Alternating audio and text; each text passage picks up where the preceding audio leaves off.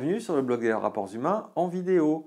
Ça y est, ça fait 7 jours que je me suis lancé sur le chemin de Saint-Jacques-de-Compostelle et je suis ravi. Alors bien sûr, c'est difficile. En fin d'étape, les mollets ils sont bien durs. On marche comme des escargots à l'arrivée de chaque étape. Mais franchement, les paysages sont magnifiques. Les rencontres avec les gens, c'est extraordinaire. Tout le monde a le sourire jusqu'aux oreilles. Alors je baragouine un peu dans toutes les langues, mais on se comprend et voilà, tout le monde fait pareil. Et on a vraiment une sorte de communion avec ce chemin qui est assez intéressante. Je voulais faire cette petite vidéo pour vous partager une expérience que j'ai vécue hier et qui m'a fait penser que le chemin de Compostelle, c'est vraiment une métaphore de la vie.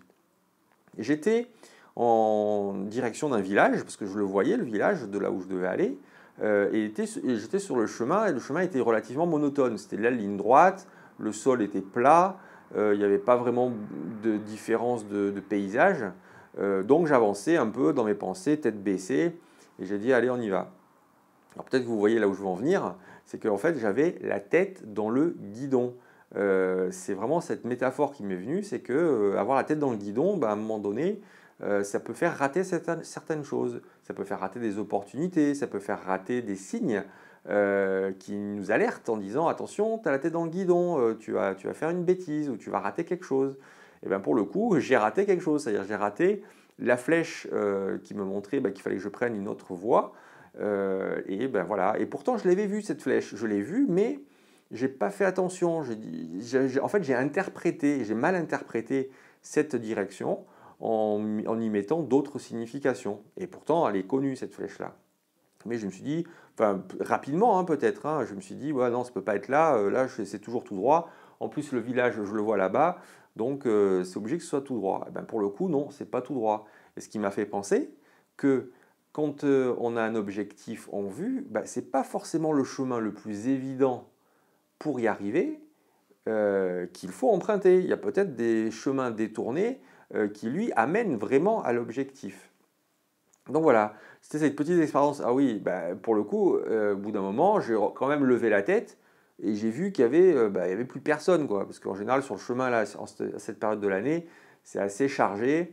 Il y a toujours quelqu'un au loin ou quand on se retourne, il y a toujours quelqu'un derrière. Donc on ne peut vraiment pas se perdre normalement. Mais là, et voilà, le fait, c'est vraiment ça. C'est la tête dans le guidon, la tête baissée, dans mes pensées, en regardant un mètre devant moi. Et pour le coup, j'ai dû faire, je sais pas moi, peut-être 1 kilomètre de plus en direction du fameux village, mais pas sur le bon chemin. Donc, qu'est-ce que j'ai fait? Voilà, j'ai rebroussé le chemin et je me suis tapé un autre kilomètre dans le sens inverse, avant de pouvoir reprendre la bifurcation. Et croyez-moi, 1 kilomètre en plus quand on a des étapes d'à peu près 30 km par jour, on les sent passer à la fin de la journée.